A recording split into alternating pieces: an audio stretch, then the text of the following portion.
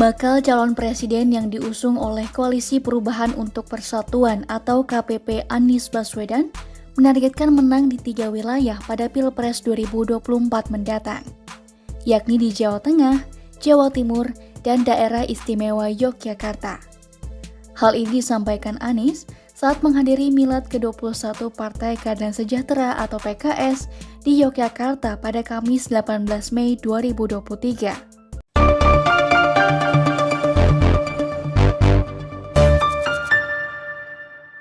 Berjumpa lagi dengan Om Ben. Salam seger waras. Pak Sekjen PKS, Partai Keadilan Sejahtera. Ini ternyata lucu juga. Kemarin saya baca berita kalau DIY, Jawa Tengah dan Jawa Timur itu jadi ujung tombak pemenangan partai pimpinan Pak Ahmad Saiku. Kok dia nggak introspeksi, nyuruh kadernya bisa memenangkan di 3 wilayah itu? Jangankan memenangkan pemilu, jangankan jadi ujung tombak pemilu, mereka mencalonkan seseorang sebagai kandidat kepala daerah saja tidak pede loh. Kenapa? Mereka tahu kader mereka itu sulit menang. Atau gini Pak, coba bisa sebutkan siapa kader PKS di DPR RI atau tingkat nasional yang dikenal sangat representasikan DIY, Jawa Tengah atau Jawa Timur. Silahkan coba komentar. Nanti saya cek bagaimana wakil rakyat dari 3 daerah itu. Apakah dikenal masyarakat atau tidak sebagai partai kader. Kita semua tahu mereka itu dikenal di kader mereka sendiri. Tapi beda dengan beberapa contoh lain. Dulu sebelum Pak Fahri mendirikan Partai Gelora, kita tahu kalau beliau wakil dari NTB. Kemudian Pak Kiai TGP juga dari sana. Bang Nusron Wahid itu dari Jawa Tengah. Nah, kemudian Bang Budiman Sujatmiko dari Jateng, dapilnya seputar Cilacap. Bang Hanif Dakiri, wakil rakyat PKB dari dapil Jateng seputar Pekalongan dan lain sebagainya. Mengapa mereka cukup dikenal? Bukan hanya bicara di publik, namun juga sregep turun ke bawah. Yang saya pernah tahu, kalau PKS itu ya Pak Hidayat Nur Wahid dari dapil Jateng, ya Solo dan sekitarnya.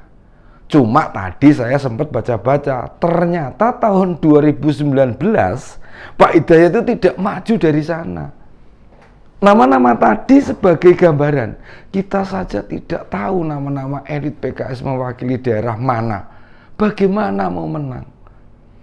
Lalu juga Pak Abu Bakar tidak tahu diri. Selain Jogja, Jateng dan Jatim itu kan mayoritas dikuasai PDIP maupun PKB. Mereka akan kesulitan merebut suara merah hijau, apalagi dalam kehidupan sehari-hari.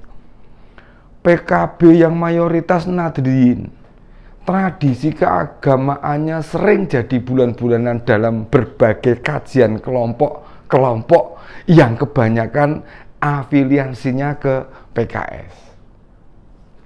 Di acara milad ke-21 di Jogja kemarin, Pak Abu memberi semangat kadernya agar bisa merebut kemenangan. Sekjen PKS itu meminta kader melakukan langkah-langkah membentuk soliditas, mengetahui medan dengan baik, mempunyai visi misi yang kuat, dan sentuh masyarakat sebaik mungkin. Gini Pak, gini. Mereka itu yang katanya kader jenengan, sikap di masyarakat rata-rata eksklusif, individual, hanya bergabung bersama komunitasnya, dan sikapnya tidak egaliter.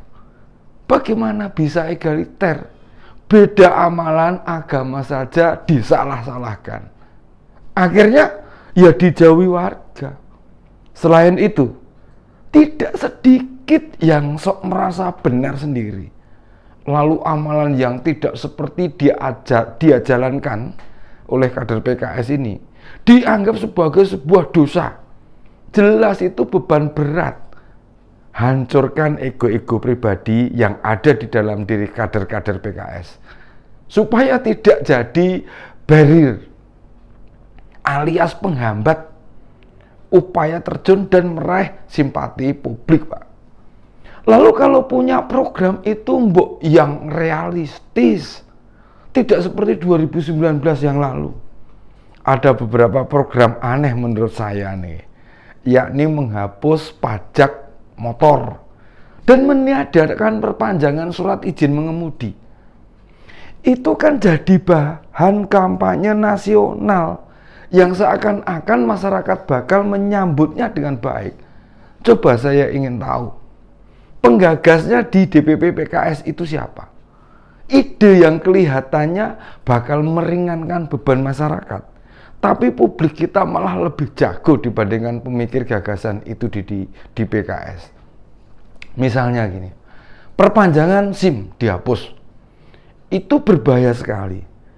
Dipikir perpanjangan SIM itu hanya perkara bayar urusan SIM tiap 5 tahun sekali. Atau bahasa gampangnya nih, jadi pemasukan polisi. Pikiran begitu itu konyol sekali. Kenapa? Karena urusan perpanjangan SIM menyangkut data diri di kepolisian. Satu. Kesehatan fisik maupun psikis. Yang kedua. Juga keterampilan berkendara di jalan raya ini yang ketiga, Pak. Dengan bertambahnya usia, apalagi di atas 50 tahun, Pak. Kemampuan fisik secara perlahan berkurang. Lah, kalau tidak ada perpanjangan SIM, wah, jalanannya bisa jadi teror, Pak. Mencekam. Pun juga soal penghapusan pajak kendaraan. Pertanyaan sederhana nih. Pembuktian kepemilikan kendaraan apa hanya dari BPKB? Kan STNK tidak ada setoran pajak tahunan. Juga ganti plat nomor tiap 5 tahun. Jadi saran saya, sebelum masa kampanye 2024 yang akan datang nih, pikirkan baik-baik. Jangan asal nyomot gagasan yang nggak rasional. Masyarakat tahu loh, pajak STNK tahunan itu untuk pembangunan daerah. Masyarakat kita itu sudah cerdas. Kalau memang pajak itu kewajiban mereka, bisa jadi sulitnya penambahan suara di DIY, Jateng maupun Jatim. Ide yang ditawarkan ke publik malah kontraproduktif, jadinya bisa disebut gagal total. Kalau DPP PKS mau dengar masukan saya, pasti akan disambut publik dengan baik. Gini, Pak.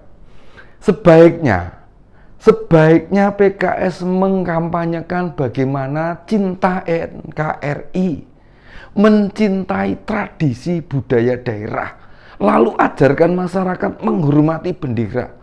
Bagaimana menyikapi perbedaan, memelihara tradisi atau budaya lokal seperti mitoni, tedak sinten, sedekah bumi, dan lain sebagainya. Tidak hanya itu saja, kader-kader yang ada di masyarakat minta untuk rajin bersilaturahmi, utamanya kalau tetangga menggelar yasinan, kerja bakti, tasakuran, dan berbagai kebudayaan yang sudah turun-temurun. Anda tidak meyakini yang ada itu hak sampean.